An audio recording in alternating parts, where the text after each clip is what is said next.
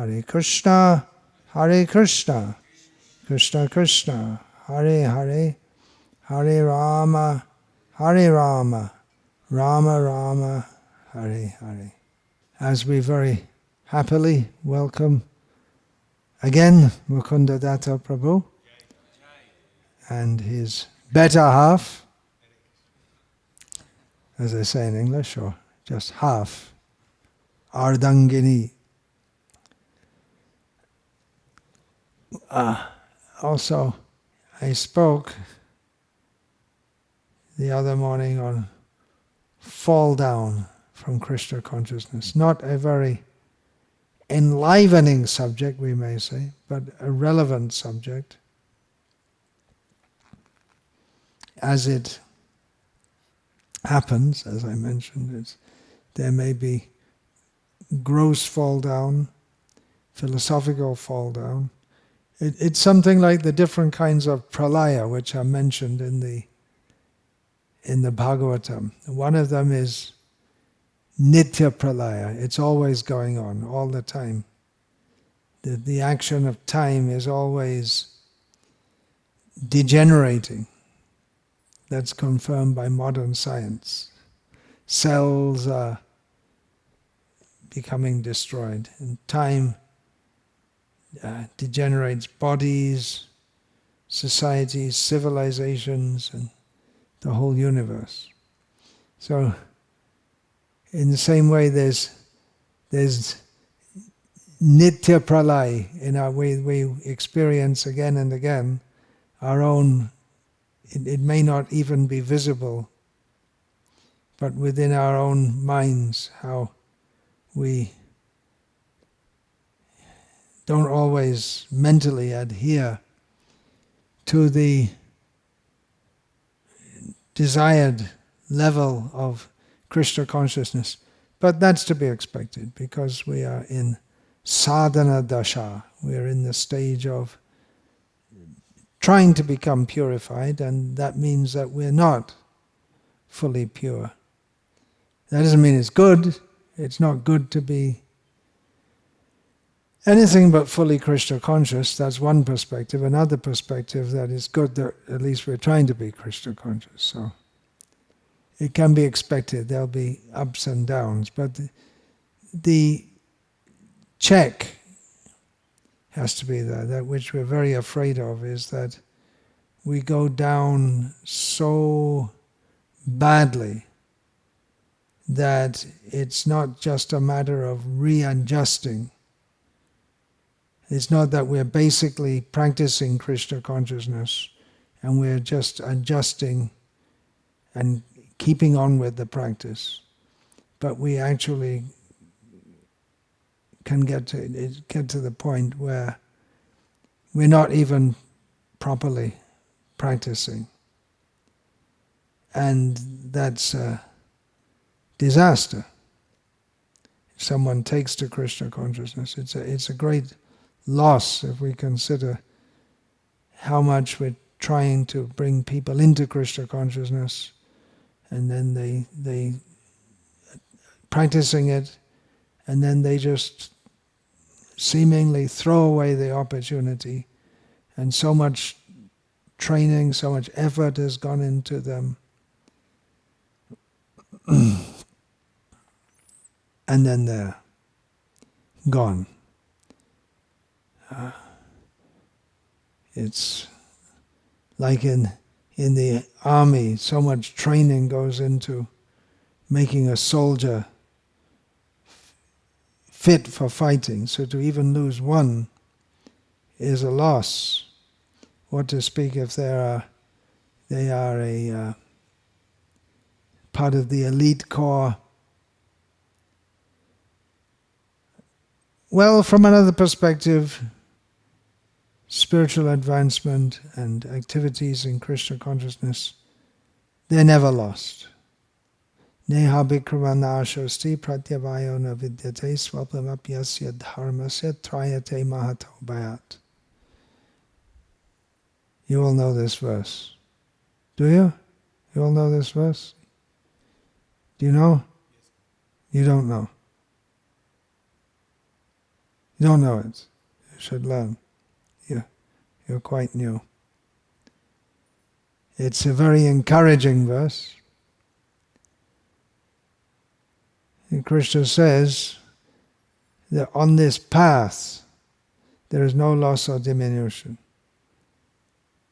And anything we do, even if it's only a little advancement in Krishna consciousness, can save us from the greatest type of fear. Elsewhere, Srila Prabhupada explains that the greatest type of fear is falling into a lower species. So at least you should get a human form of life next time round. Also, nahi kalyana krit kaschid durgating tata gacchati. Anyone who takes up the auspicious life of self-realization, they won't go to a bad destination. So that's encouragement in Bhagavad-gita from Krishna. At the same time, we shouldn't take that to become complacent, as I discussed in the last talk. And we say, well, okay, next time. And next time we say, next time. And then the next time we say, next time. And it goes on and on and on. And in the meantime, we can fall seriously. So, turnam yateta napatet, anumritya yavat. Before dying, which is inevitable, we should immediately, quickly take up the process of Krishna consciousness. But then, Maya is very strong, and fall down does happen. So it's important to be aware of this, recognizing and preventing causes of fall down. It's a big loss, and especially when a revered devotee, or what we could call a big devotee, Srila Prabhupada also used that term, leading devotee, they visibly, overtly fall from the proper standard. It causes, not only does it cause havoc in their own personal spiritual advancement, but can be very disturbing and discouraging to others also, who may doubt the very process of Krishna consciousness. We may think, well, if someone so high, so respected, if they can fall, then what hope is there for me? And we may doubt the whole process of Krishna consciousness. Well, it doesn't work. He's chanting and then he went away.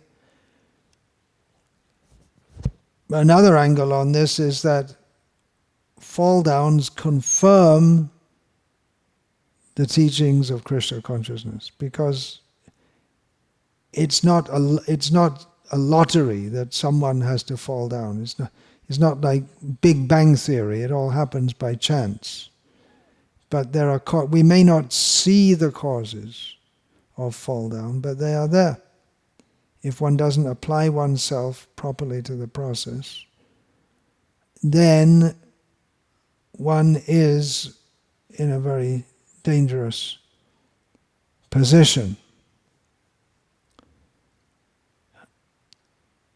And there is, externally there are the activities to be engaged in, and internally also, because fall down, gross physical fall down, is generally preceded by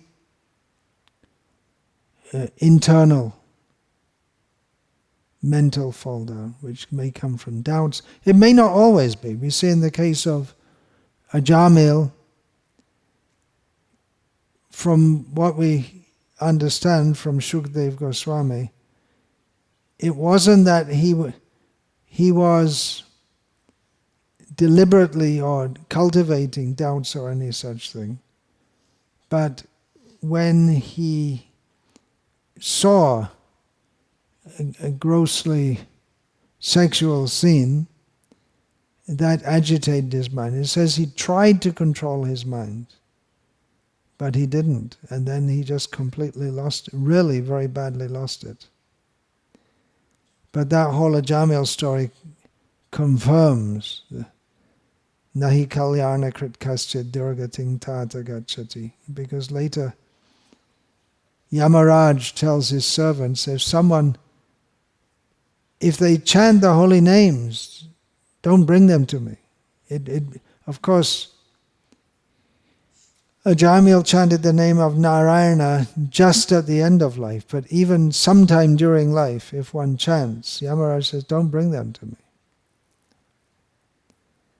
So even for our own safety from going to the worst type of punishment, Krishna consciousness is the best kavacha, it's the best defense.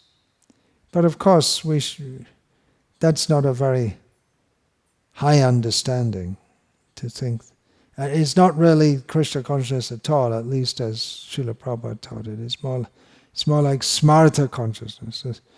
The smartas, they chant Vishnu Sahasranama with the understanding it'll save me from sins and it'll bring auspicious, but especially for saving from sins. They try to avoid sins, gross sins, a little here and there.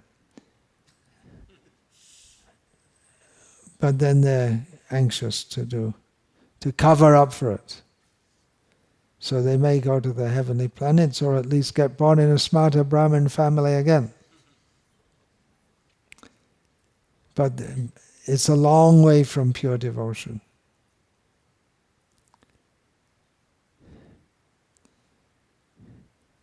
But fall-downs, they confirm rather than negate their philosophy. We shouldn't think there's something wrong with Krishna consciousness. We should understand that the process is perfect, and if anyone falls down, they're not properly applying themselves to the process. And there may be extenuating circumstances also, or other factors, which we can discuss. A major cause of fall down, as we discussed last time, is offenses, especially offenses to devotees. We discussed about that last time. It's a very fine line between discriminating between what should be done and what should not be done, and we may have to point out what should not be done by pointing to someone who's doing something which should not be done, and tell others, don't follow that example. There may be a fine line between that and developing an offensive mentality and a fault-finding mentality.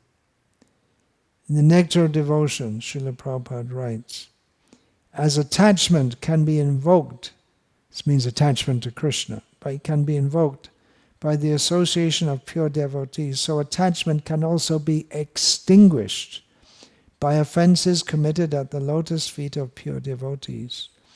To be more clear, by the association of pure devotees, attachment for Krishna can be aroused.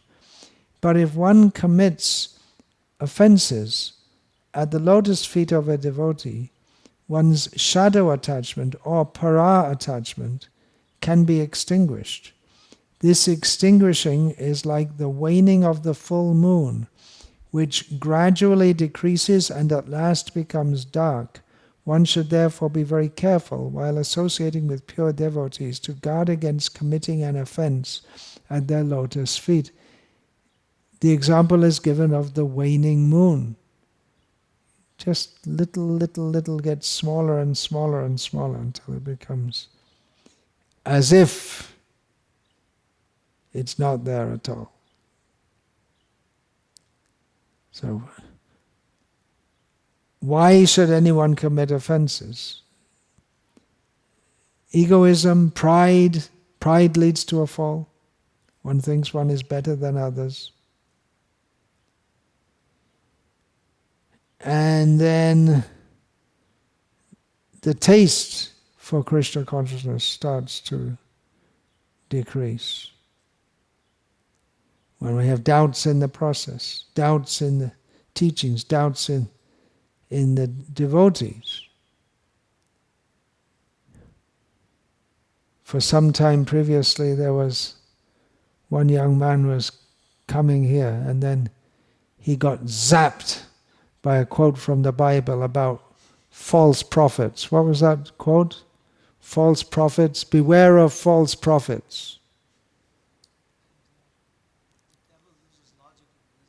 Who use logic and reason. And then, well, that precludes any logical discussion.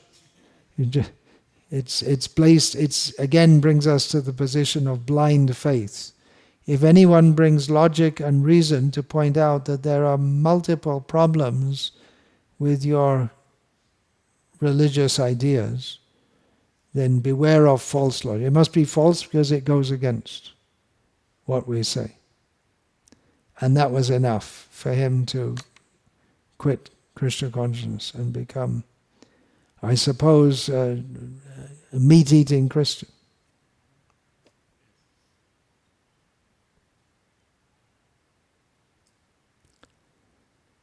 Doubts can be gradually sap our enthusiasm. And material life might start to look good. Maybe it's not so bad after all. Or it may be that one becomes attracted to other spiritual paths, a more impersonalistic kind of path. I've seen this several times, how someone's in Krishna consciousness and they feel, well, it's sort of too heavy, all this stuff about surrender and anything else but surrender. Namang dushkritino murha. Anyone who doesn't surrender to me is a rascal. And it's a bit too much, and all this pushing. And we like this kind of spirituality where you respect all, but we also respect. I don't stop respecting Krishna consciousness, but I like a more peaceful, inclusive kind of path, living in nature. I've seen this several times. The devotees, they become attracted to this more peaceful, more spiritual. Not so spiritual, all this heavy stuff. And maybe some of them also add a little traditional Indian spirituality. As I mentioned last time, smoking little marijuana to help with the peaceful vibes. It may be. But you see, you're laughing. That just proves the point. You're so judgmental. We shouldn't be judgmental. All spiritual paths are good. They say. Common cause of fall down, neglect of spiritual practices.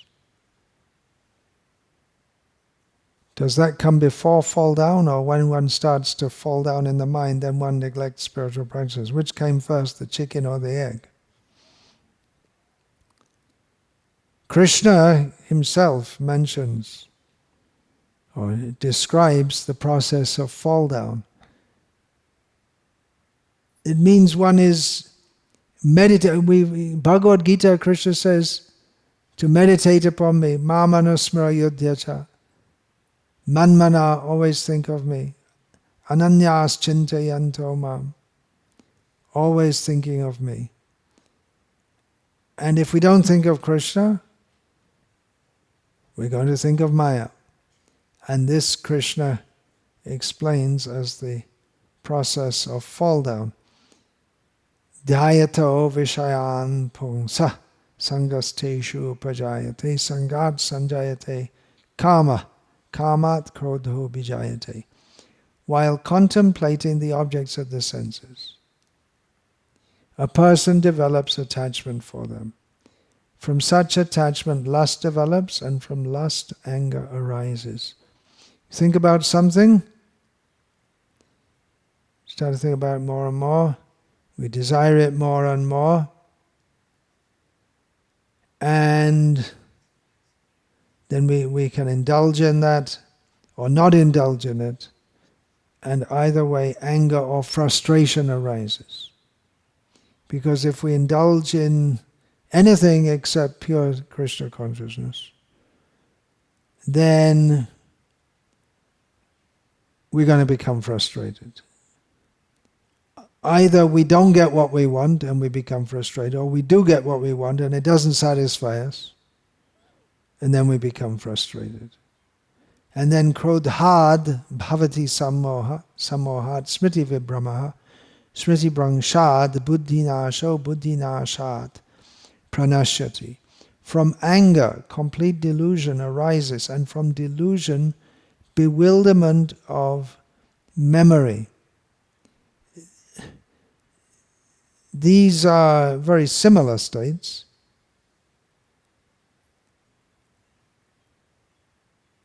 One is deluded, bewilderment of memory means that we forget what we're supposed to be doing. Everything we learned, everything we committed to, it just gets thrown out. And then when memory is bewildered, intelligence is lost, and when intelligence is lost, one falls down again into the material pool. This is the process of fall down. In the purport to the first of these two verses, Srila Prabhupada writes, in the material world, everyone, including Lord Shiva and Lord Brahma, to say nothing of other demigods in the heavenly planets, is subjected to the influence of sense objects. And the only method to get out of this puzzle of material existence is to become Krishna conscious. So really we're in a dangerous position as long as we're not fully Krishna conscious. In the purport, Srila Prabhupada also gives the example of Haridas Thakur, how he couldn't be tempted because he was fully Krishna conscious. We have the example of Bharat Maharaj, who was highly advanced, but he went through this process. He became attached to a deer. And then he fell down. In this purport, Srila Prabhupada also states, the slightest thought of sense pleasure will agitate him to gratify his desires. Now that's referring to a person who's not Krishna conscious. But it's a warning. The slightest thought of sense pleasure will agitate him to gratify his desires. Now, that doesn't mean that we may indulge in that, because one has to, the mind may be agitated, but then one has to remember all the instructions that we've received. Take shelter of the process, take shelter of the association of devotees. In the story of Ajamil, it's also mentioned how his mind became so agitated, even though he was already married, had a wife, and he tried to remember all the instructions that he'd received from his gurus, but somehow that wave of lust overcame him.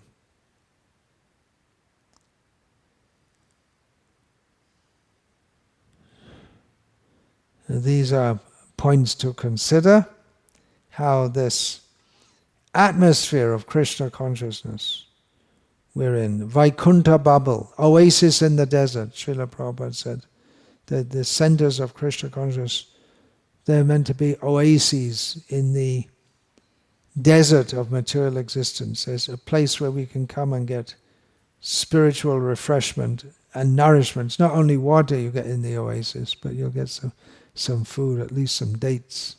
And you get some shade. Nitai pada kamala, koti chandra shushitala, jai chayai jagat jurai. The lotus feet of Lord Nityananda, they're great shade in the burning existence of material life. So the centers of Krishna consciousness, they're helped to protect us and to expand that to the whole society. There's the Varnashram system, or setting up Varnashram communities. Because we can also become frustrated if we're not engaged according to our psychophysical propensity. Someone can be very happy doing just what they like to do according to their psychophysical makeup. And if they do that in Krishna consciousness, then they become very happy to go all the way with Krishna consciousness. But if they're put into some other engagement, they may find it very difficult to do. I mentioned that how one devotee in Kurmagram, he's from the weaver caste. He never did any weaving in his life, but he's from the weaver caste. And he told me, he had many engagements, many types of things he did before taking to Krishna consciousness and even after doing so. But then when he took up weaving in middle age, he became so satisfied. And he's teaching his son. So that's also very important. Now, on the front lines of the battle against Maya, we have to do the needful. Full surrender. If you're a soldier on the front line and you just have to do the needful. You can't say, well, I just decided it's my psychophysical propensity to be on the backup team rather than you're on the front line. Someone has to do it. Someone has to go out and fight with Maya. We may say, well, it's not my psychophysical propensity to go out and meet all kinds of people who are not very interested, or worse. Whose psychophysical propensity is it to go out and sell books about subjects in which people are not interested? And meet rejection again and again. So that's doing the needful. It may be that they just get right into it. But one can become frustrated if one has engagement contrary to one's psychophysical nature. And that's one major reason why there's so much discontent in the world today. Because people are engaged contrary to their inclinations. And this particularly applies to the whole of womankind, where they're told to be something which is not in line with the body and the mind that's given to them by material nature. This, just a few days ago, there's a young man and his wife or girlfriend.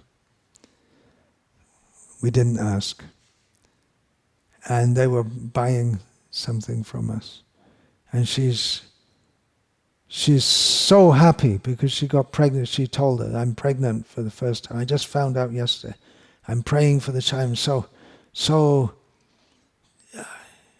like afraid of the child. Immediately in a protective mode. And that's natural for for women to want to have children. That's why you see the young girls in the Western countries, they play with dolls. And in traditional societies, when they're 2.5 years old or upwards, they start looking after the next incoming babies. So it is a fact that if we're not engaged according to our psychophysical nature, year after year after year, it can become frustrating for us in our practice of Krishna consciousness. So although our temples are meant to be bases from which we go out and fight with Maya, which means to drop millions of books on the laps of the conditioned souls, at the same time we need communities in which devotees can live more peaceful kind of lives with families engaged according to their psychophysical nature.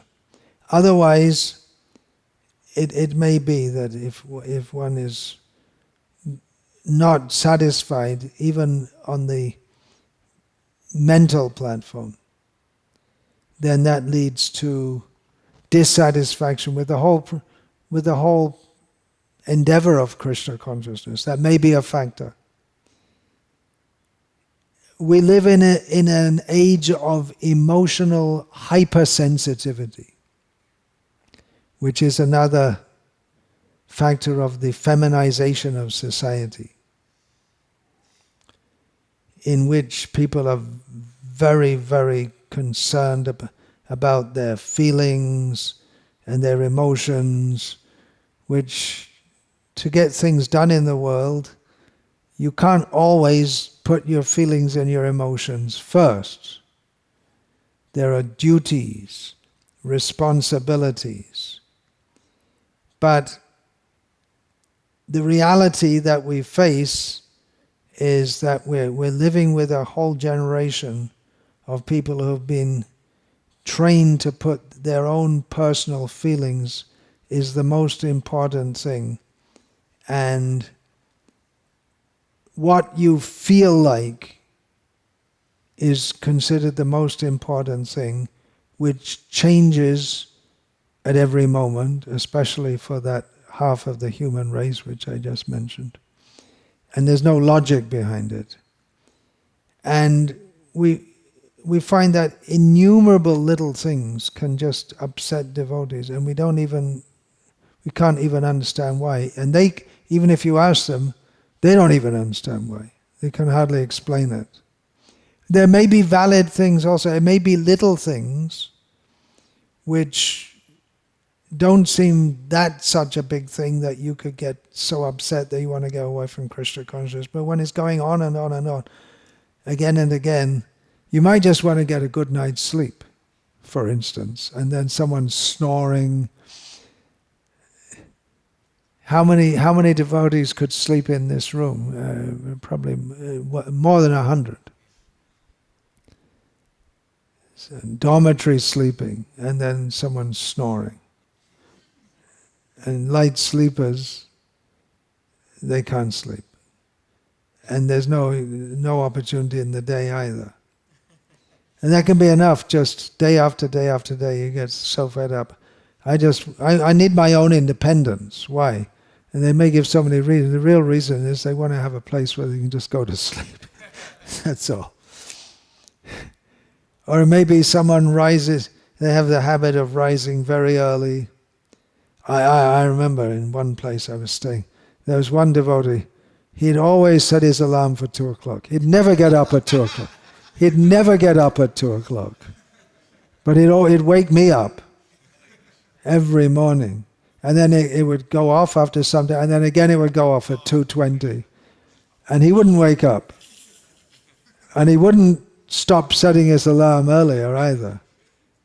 And he couldn't understand why I was upset with him, because I can't sleep properly. He'd usually be late for Mangalarti, if he attended Mangalarti at all. But he had this idea that, I want to get up. No, tomorrow I'll get up early. Tomorrow, it's always tomorrow. So this kind of thing. Or it could be that there are so many little things we can get upset with. We don't see it as little, or it becomes gradually, okay, it's little, the next day is not, it's just a little bit more, the next day a little bit more, and then we come to the camel that breaks the straws. Wait a minute, what is it? Camels break straw, it becomes a camel instead of a straw within our minds. And then the straw that breaks the camel's back. Someone, he has this habit of correcting others, doing it from his perspective for their own good, but we have our egoism and we don't want to be corrected, or we just think, why do you have to correct me over every tiny little thing? And then it gets too much. And then we may develop an offensive attitude toward that devotee, who after all is hopefully doing it with a good intention. Or it may be that, well, I need my own independence. I need a little room. What's the reason? I like different kinds of prasad, which they don't give in the temple. I want to have my own menu.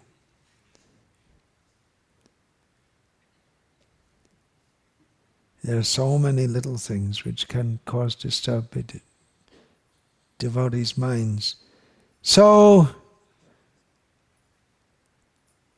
lack of communication. We don't say what the real reason is. We may not even identify within our own mind what the real reason is. We may not even identify that we're in trouble. Someone else may say, hey, you seem to be getting a little agitated. No problem. Especially if one's a big shot or fancies oneself as a big shot, then we may not want to say that,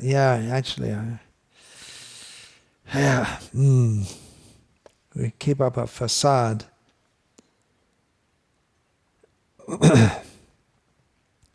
And there has been for the last 20 years or so within our movement a lot of emphasis on personal relationships. We didn't used to talk about this much at all. Personal relationships, devotee care, and all this kind of personal counselors. I've always had difficulty relating with all this kind of stuff. Maybe, I don't know why, but it just seems to be too mental to me. But then I suppose a lot of devotees are very mental. I'm more in the mood of, okay, let's get on with the job. We got some work to do here. The psychologist you have to go out and fight a battle. And can a psychologist help? Well, they have psychologists in the U.S. Army now. I don't know if they have them in the Russian Army, but they have them in the U.S. Army. They have them in the U.S. Army. And they say it helps. But again, you're dealing with a whole... Who are your soldiers? They all came out of this woke education system, dominated by an overly female attitude toward life. The female attitude to life, that's half. So we're not discounting that, but that's why soldiers are traditionally men, because you just got to go and do the job. So on the front lines of Krishna consciousness, we got a lot of work to do. We got to get things done. We can't just sit around talking about, what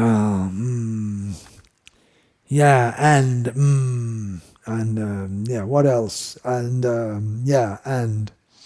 nothing really there. It's all mental fluff, mental candy floss. At least that's what I see it as. But for others, they take it very seriously, and they may go away if they may just need someone to talk to or whatever.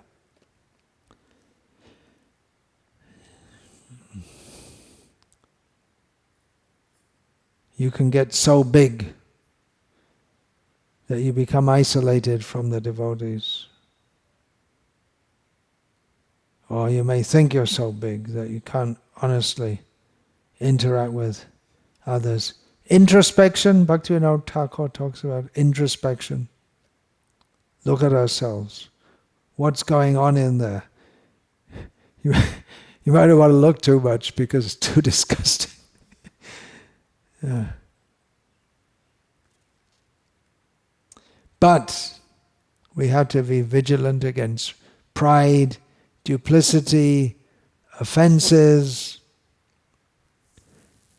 At the same time, if we become overly concerned with our mental state, then again we can't act properly in Krishna consciousness. It's not that we get ourselves fully mentally tweaked and then we chant Hare Krishna, but we just accept that, okay, I'm a mess, but I have to chant Hare Krishna. Go on with the process. Preaching helps, it helps us. Preaching helps others and it helps us. Srila Prabhupada said once, if we don't go on with this preaching, then everything will just become slackened. There'll be no more Hari Hari Bol. Everything will become slackened off. Unless we're pushing against Maya, Maya will tend to deteriorate us from within. Basic principles of Krishna consciousness we have to keep in mind all the time. We may want to go very high, but it's always good to look what's underneath, how strong is our foundation. There are some basic principles. Asat Sanga Tyag, basic principle. Don't mix with non-devotees. That can mean not just physically mixing, but mentally also. Srila Prabhupada warned about reading Time magazine. He said that by reading this kind of thing, you start to think the material world is real.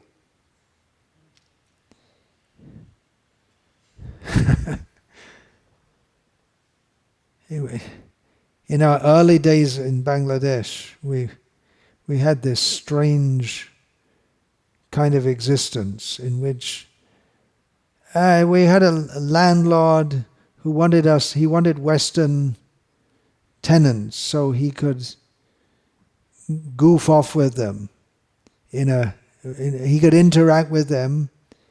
He fancied himself as being more Western than Bangladeshi, which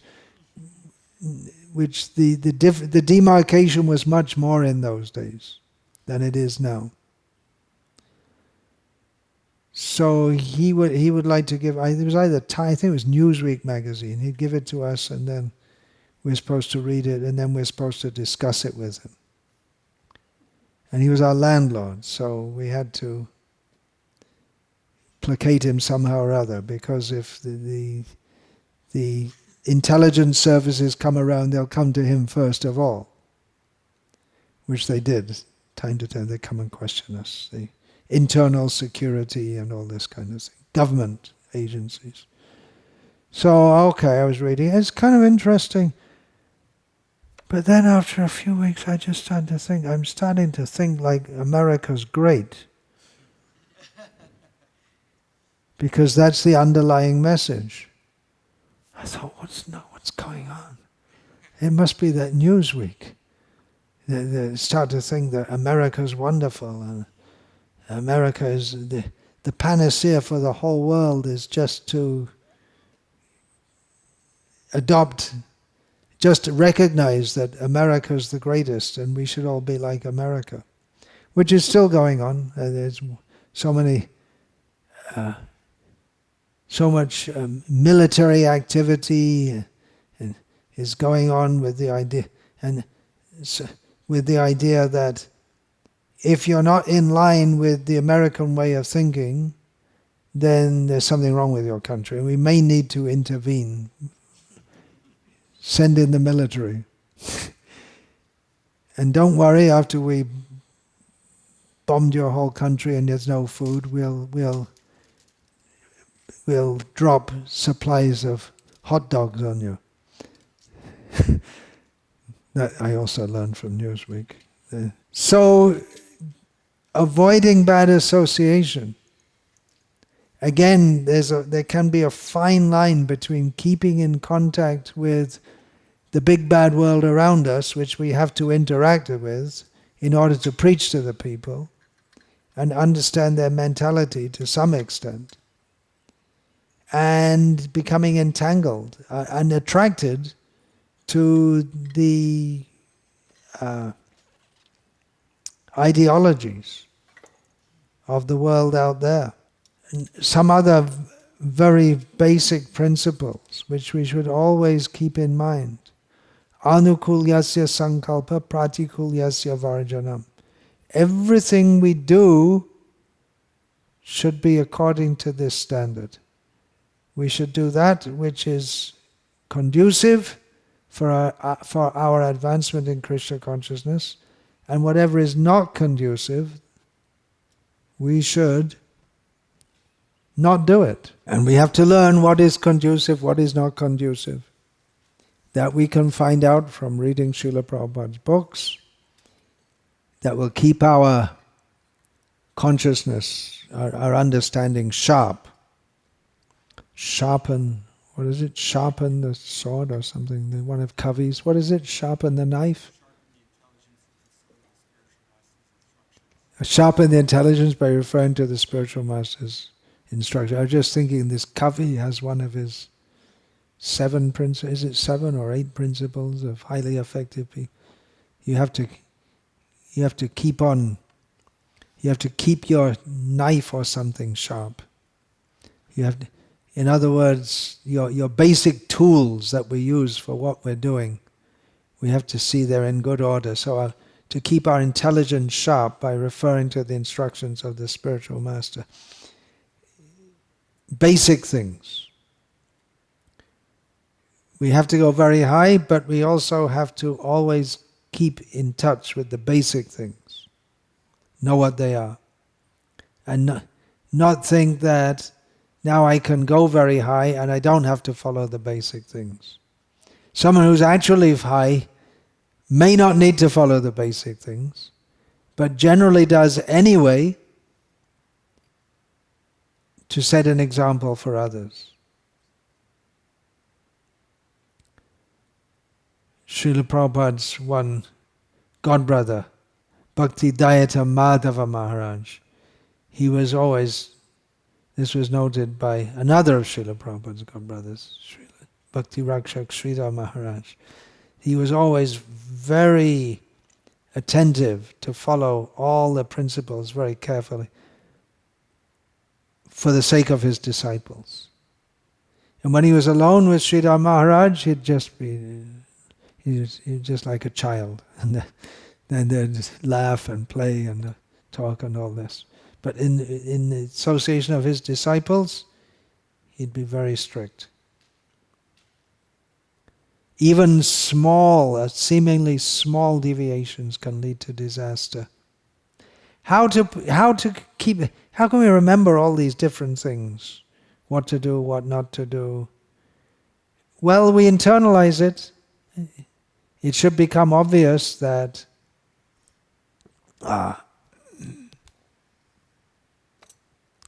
what we need to do and not do should become obvious. And one way to encapsulate it all within our mind is to always think, would I do this? This we always used to hear. Would you do this if Srila Prabhupada was standing right there watching you?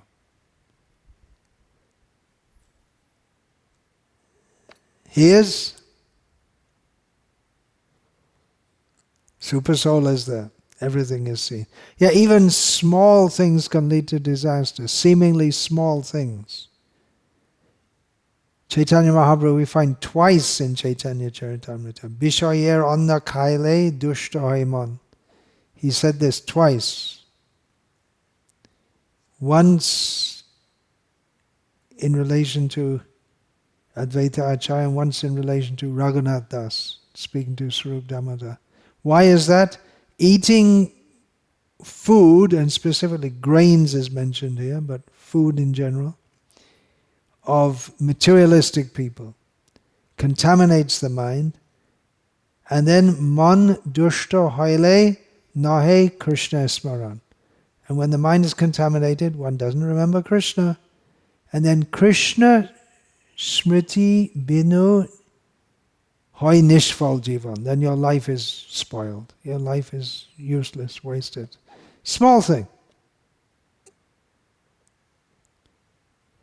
You have to be very careful. Srila Prabhupada would take meals in the house of pious Indian people. He would do. He said they should become life members first.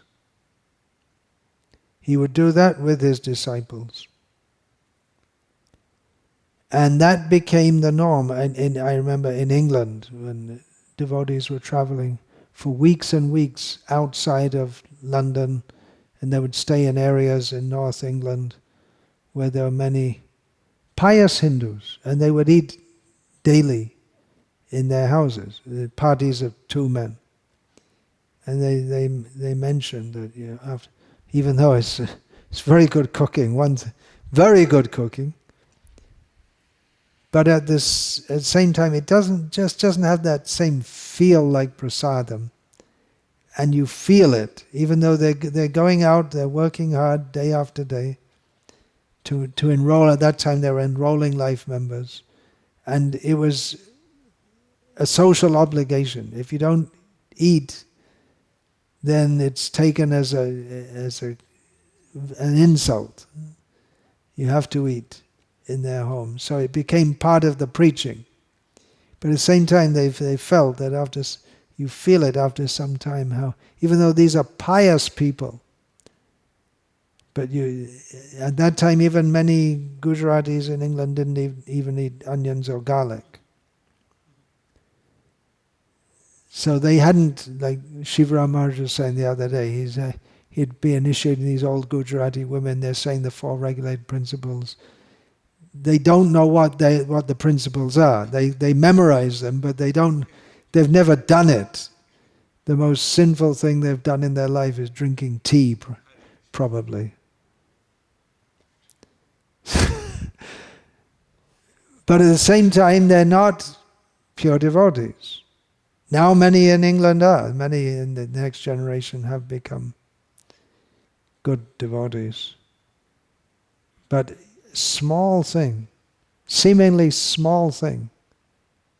You don't notice it at first, but it can contaminate your consciousness. So we have to be careful. Continue our regular spiritual practices. And be careful, introspective. That's general guidelines.